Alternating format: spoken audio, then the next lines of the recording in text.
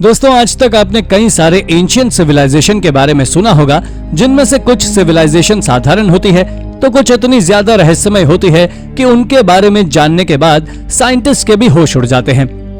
आज की इस वीडियो में हम आपको कुछ ऐसे ही सिविलाइजेशंस के बारे में बताने वाले हैं जिनके बारे में जानने के बाद आप भी चौंक जाएंगे, क्योंकि ये सिविलाइजेशन अपने समय से भी आगे थे। तो चलिए शुरू करते हैं इस मजेदार वीडियो को। Number 10, Yarmukian civilization. दोस्तों, यारमुकियान सिविलाइजेशन एक ऐसा सिविलाइजेशन है जो इजरायलीज, पैलेस्टीनियन, ग्रीक और रोमन्स के आने के पहले इजराइल में रहा करता था।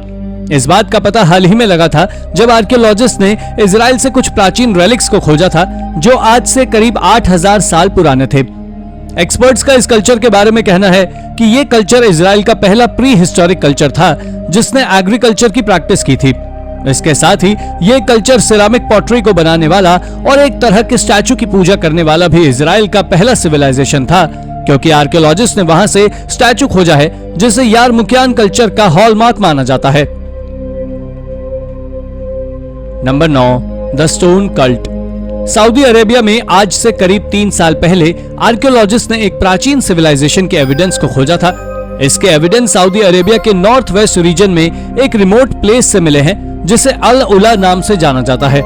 जब उन एविडेंस की कार्बन डेटिंग की गई तो पता लगा कि वो सिविलाइजेशन स्टोनहेंज के समय का है, जो इस एरिया के सबसे पुराने एंशिएंट रुइंस यानी कि हेग्रा और डडान से भी ज्यादा पुराना है। इसके बारे में एक रिसर्च से ये बात सामने निकल कर आई है कि ये एरिया 6000 बीसी से 45000 बीसी तक यानी नियोलिथिक पीरियड के दौरान लोगों के द्वारा उपयोग किया जाता था। साथ ही इस जगह से आर्कियोलॉजिस्ट ने करीब 1600 से ज्यादा रेक्टेंगुलर स्टोन स्ट्रक्चर्स को खोजा है। इतना ही नहीं, उन्हें यहाँ से कल्ट्स और पत्थरों से बनाए छोटे छोटे घरों भी मिले हैं जो इसे काफी रहस्यमय बनाते हैं। Number 8, the Comox. ये आर्कियोलॉजिकल साइट ब्रिटिश कोलंबिया में कॉमॉक्स बे नाम की जगह पर वैंकूवर आइलैंड के कोस्ट पर है, जहां बहुत सारी वुडन स्टेक्स पानी में मौजूद हैं। दोस्तों, ये वुडन स्टेक्स तब सबके सामने आती है जब भयानक टाइड आती है, जो देखने में ऐसी नजर आती है जैसे कि ये किसी डूबे हुए जहाज की हो। लेकिन आपको बता दें कि वुडन स्टेक्स किसी शिप का हिस्सा नहीं है, बल्कि ये मछलियां पकड़ने का एक एंशिएंट ट्रैप है जो कॉमॉक्स के सबसे पहले इंसानों के द्वारा बनाया गया था। ये न केवल एक फिश ट्रैप है बल्कि एक अमेजिंग एंशिएंट टेक्नोलॉजी भी है, जिसकी मदद से कॉमॉक्स के लोग हजारों की तादाद में मछलियां कुछ ही घंटों में पकड़ लेते थे। शुरुआत में इसके बारे में किसी को कोई भी आइडिया नहीं था कि आखिर इन वुडन स्टेक्स को वहां क्यों लगाया गया है। लेकिन आज से करीब 20 साल पहले नैन्सी ग्रीन नाम की एक एंथ्रोपोलॉजी स्टूडेंट ने इस बात को साफ किया कि ये मछली पकड़ने का अब तक का सबसे बड़ा एंशिएंट ट्रैप है। नंबर 7, पाल्मायरा। पाल्मायरा नाम की ये एंशिएंट साइट आज के समय मॉडर्न सीरिया में है, जिसे 3rd मिलेनियम बीसी के दौरान स्थापित किया गया था। इसकी शुरुआत एक छोटे से सेटलमेंट से हुई थी जो एक समय पर पूरे ईस्ट की सबसे बड़ी सिटी रह चुकी है, जिसके लोग भी सिल्क रूट की मदद से ट्रेडिंग करते थे।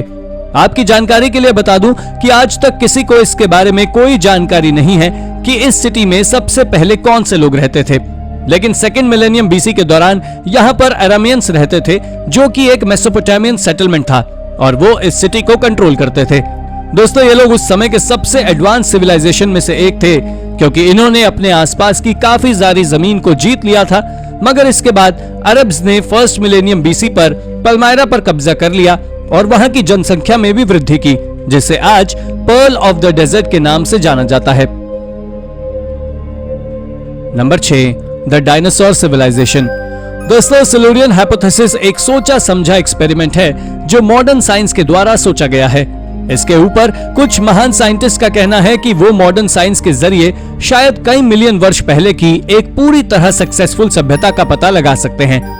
दरअसल ये बात साल 2018 की है, जब यूनिवर्सिटी ऑफ रोचेस्टर में एक एस्ट्रोफिजिसिस्ट एडम फ्रैंक और Goddard institute for space studies के डायरेक्टर गेविन श्मिट ने इंसानों के सामने एक डेवलप्ड सेटलमेंट की कल्पना यानी कि इमेजिनेशन की थी कि एक प्राचीन डेवलप्ड सेटलमेंट का पता लगाना संभव हो चुका है। इनका कहना था कि इस सिविलाइजेशन के लोग इंसान नहीं थे, बल्कि अजीब तरह के दिखने वाले क्रीचर हुआ करते थे जो आज के समय से भी ज्यादा डेवलप्ड थे।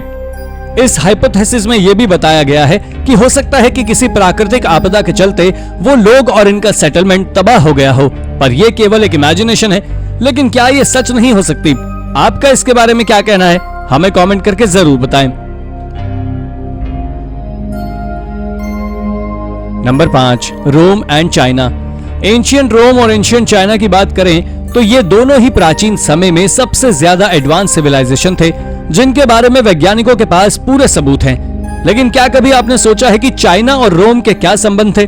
तो आप में से ज्यादातर लोगों को नहीं पता होगा। तो आप जान लें कि रोम का राज पूरे वेस्ट पर था, जबकि चाइना का ज्यादातर हिस्सा ईस्ट में था। इसके बावजूद भी रोम और चाइना के बीच काफी अच्छे संबंध थे और ऐसा सिल्क के कारण संभव हो पाया था। दरअसल जब सबसे पहले 1st सेंचुरी एडी में हान डायनेस्टी ने रोम के साथ सिल्क की ट्रेडिंग लिंक बनाने के लिए साल 95 में एक दूत भेजा था, जो करीब 2 साल यानी साल 97 में रोम पहुंचा था। लेकिन रोमन एम्पायर ने चाइना से लिंक बनाने का प्रस्ताव ठुकरा दिया था।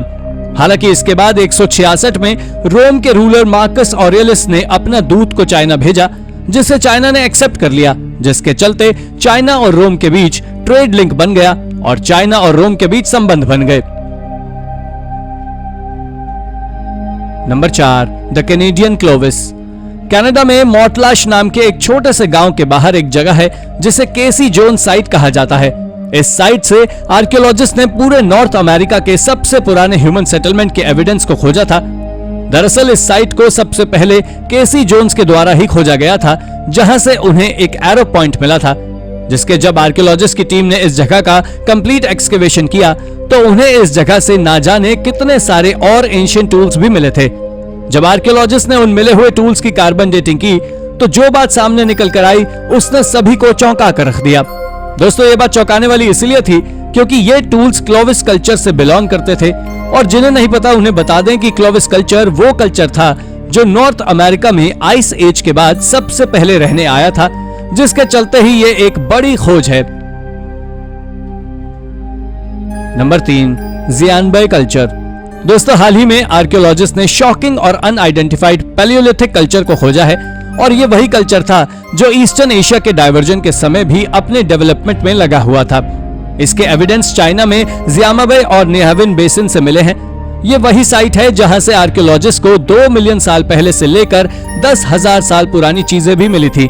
साथ ही आर्कियोलॉजिस्ट को यहां से सबसे पुराने ऑकर बनाने के समय के सबूत और तो और चाइना के सबसे पुराने स्टोन टूल्स भी मिले थे। आपको जान लेना चाहिए कि ये स्टोन टूल्स दुनिया में खोजे गए अब तक के स्टोन टूल्स से काफी ज्यादा हैं, और इनकी कार्बन डेटिंग से पता चलता है कि ये स्टोन टूल्स आज से 40,000 साल से भी ज्यादा पुराने हैं, जो ज़ियानबे कल्चर के लोगों के हैं।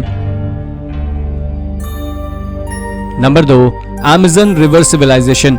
दोस्तों, अमेज़न रेन फॉरेस्ट दुनिया का सबसे बड़ा जंगल है जो हमारी पृथ्वी को 20% ऑक्सीजन प्रदान करता है। लेकिन अगर मैं आपसे कहूं कि अमेज़न जंगल में इंसान रहते थे तो क्या आप मेरी बात पर विश्वास करेंगे? जी नहीं, लेकिन यह सच है। आपकी जानकारी के लिए मैं बता दूं कि कुछ सालों पहले सैटेलाइट से अमेज़न जंगल के ऊपर नजर रखी गई थी, और आज भी नजर है। मगर जो तस्वीरें उस समय बाहर निकल कर आई थी वो वाकई दिल दहला देने वाली थी, क्योंकि उसमें आप साफ तौर पर इंसानों के सेटलमेंट्स देख सकते हैं, जो ये बात साबित करता है कि कभी न कभी एक एंशिएंट सिविलाइजेशन उन घने जंगलों में भी रहा करता था। आर्कियोलॉजिस्ट की माने तो उनका कहना है कि इस सेटलमेंट में करीब 1 मिलियन से भी ज्यादा लोग शामिल थे। वैसे ये पहली बार नहीं है कि इंसानों के अमेज़न में होने के सबूत मिले थे, बल्कि इसके पहले भी कई बार ऐसा हो चुका है। लेकिन क्या इंसान अब भी वहां रहते हैं? ये अब तक के सबसे रहस्यमय सवालों में से एक है। आप जानकर चौंक जाएंगे कि एक बार आर्कियोलॉजिस्ट अमेज़न के घने जंगल में भी खोज कर चुके हैं, जहां से उन्हें पॉटरी शार्ड्स और पत्थर के टूटे टुकड़े भी मिले थे, जो वहां की सोसाइटी द्वारा उपयोग किए जाते थे। Number 1, the people of Karahan Tepe. Karahan Tepe Turkey में मौजूद एक मॉन्यूमेंटल साइट है। दरअसल जब आर्कियोलॉजिस्ट ने इस साइट का एक्सकेवेशन किया था तो उन्हें वहां से कई रेयर आइटम्स मिले थे। एक रिपोर्ट के अनुसार जमीन के अंदर से रिसर्चर्स ने कुछ शानदार कार्विंग्स वाली मूर्तियां भी खोजी थी। इन मूर्तियों के बारे में आर्कियोलॉजिस्ट का कहना है कि इन मूर्तियों के ऊपर जिस तरह की कार्विंग की गई है वो उस समय के मुकाबले काफी ज्यादा शानदार है।